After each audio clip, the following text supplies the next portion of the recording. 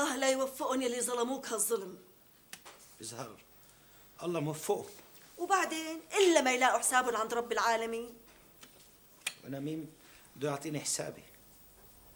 معقولة هالقصة؟ إزهار عمو ما صدقتني ما. لا عمو، هاللي مثلك ما بيكذب. إيه بس ما بتصور إنه تبلغ الدناءة هالقد، يرموك بالسجن 20 سنة ظلم.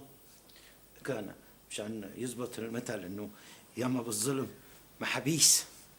يعني إذا الواحد بده يألف قصة من الخيال، إيه والله ما بيعملها بهالقسوة.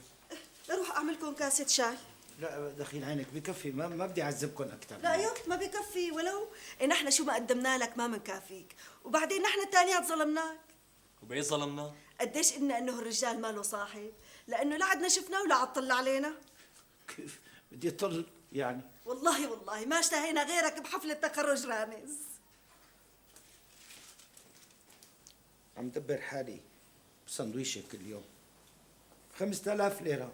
قلت لحالي بعيشوني سنة زمان، بجمعة صار طاير نصه.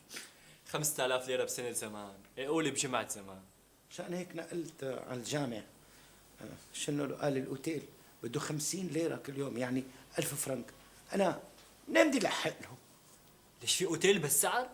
ايه بس بلا نجوم يعني. اشتهيت بردقانة قال بده حقها 10 ليرات، يعني 200 فرنك. كنا نشتريها ب 10 فرنكات، يعني زادت تقريبا شي 20 طن ونصها فروة. ها قلت لحالي بشتري لي حز مشان بالريقي، ما رضي يبيعني. إيه صلنا ساعة عم نازمك على بردقانة ما عم ترضى.